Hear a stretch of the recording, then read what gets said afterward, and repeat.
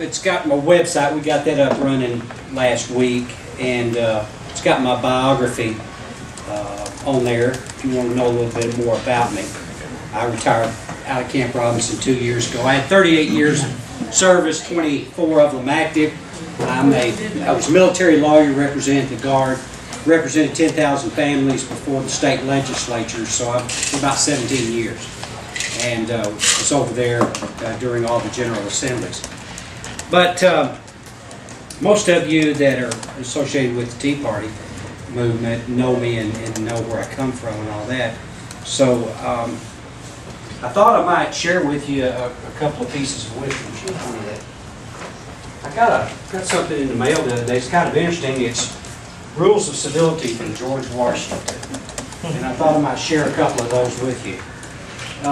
They're kind of interesting. Number 50. Be not hasty to believe flying reports to the disparagement of any. Mark Twain said, a lie will travel around the world before the truth will cross the street. So don't be believing bad things just because you hear them on TV. Another one that's kind of interesting. Speak not evil of the absent, for it is unjust. Don't talk about people behind their back. I'm sorry I talk bad about them, just to make sure that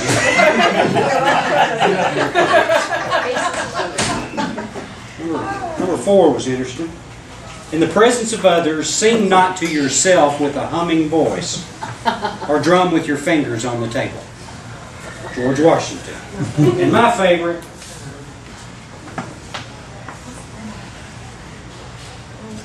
what's that book, Doug? Rules of Civility, Decent Behavior in Company and Conversation by George Washington. And my favorite is number 13. Kill no vermin or fleas, lice, ticks, etc. in the sight of others.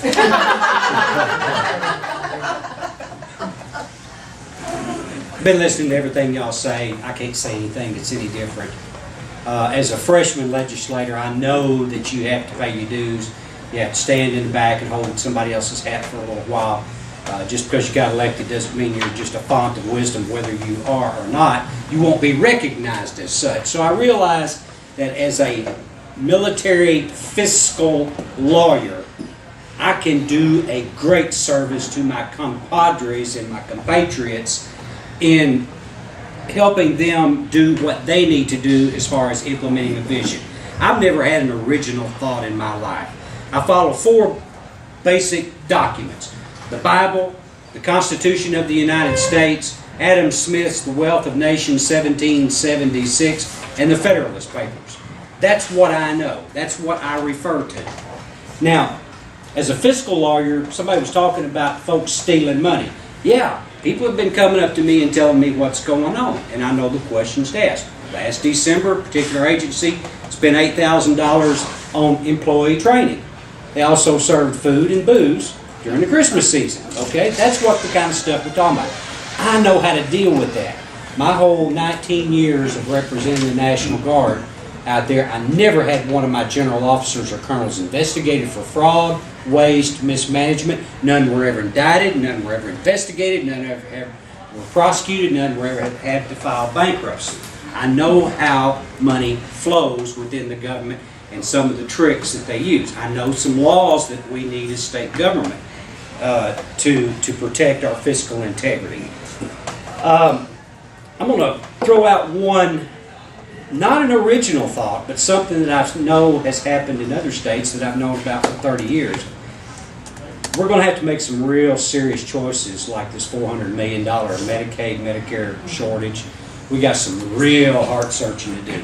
I think the Democrats are leaving office with those smelly things in the closet we're going to have to clean up. But what can we do?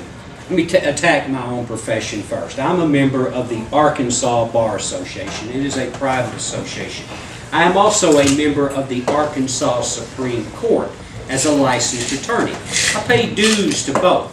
In many states, organizations like the Bar Association do the regulation of attorneys.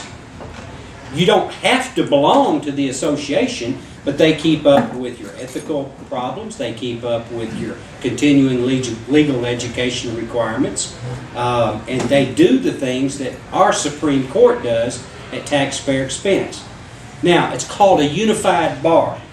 You only have one organization, the Bar Association, that supervises. If there's discipline or something involved, then yes, the courts step in, the state steps in, as the case may be. Now, think in terms of real estate agents, plumbing, pest control, chiropractors, doctors, physician's assistants, nurses. Think of all of Farm Bureau and the Department of Agriculture, Board of Nursing, Arkansas organization regulating doctors, state medical board, so on and so forth. If we have to make some choices, there is nothing that says that we have to regulate those professions at taxpayer expense. Amen. It can be done privately. And there is a place that we can save many, many millions of dollars. Will there be wailing and gnashing of teeth? Of course there will. Of course there will. But don't tell me it can't be done, because in my own profession I see it done in other states and it works just fine. That's about the only original idea I had. And like I said, it's not anything that I thought of, just something I noticed somewhere else. My campaign has been kind of interesting. Met my opponent last Friday at the Maumelle Country Club at their Chamber of Commerce. Real nice fella.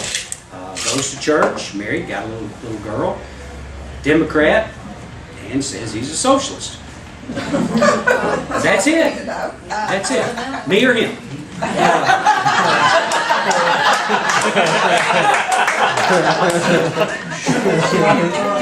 Right now, that's the only two choices. I am the Republican nominee, and my district is the area that Representative English represents now. Is your district one that belongs to Jane English? Yes, it is. You Republican or Democrat? I'm Republican. You got my vote. Great, thank you. I have been getting a lot of money from Democrats, and I've never given money to Republican before, but you're a good old boy. And I really appreciate it. I really do. So I'm gonna target the Democrats too. They're sick of it too. They're sick of it too. Same message. We've got to slash the excess spending and make some real hard choices. I'm ready to make those choices. If it makes a lot of people mad and they don't want me to be their state representative 2 years from now, that's fine. I'm going to do the right thing. That's what we're getting elected to do. If it results in a 2-year term, fine. That's the way it is. I'm set. I've retired from the service. You know, I'm not in it for power or glory.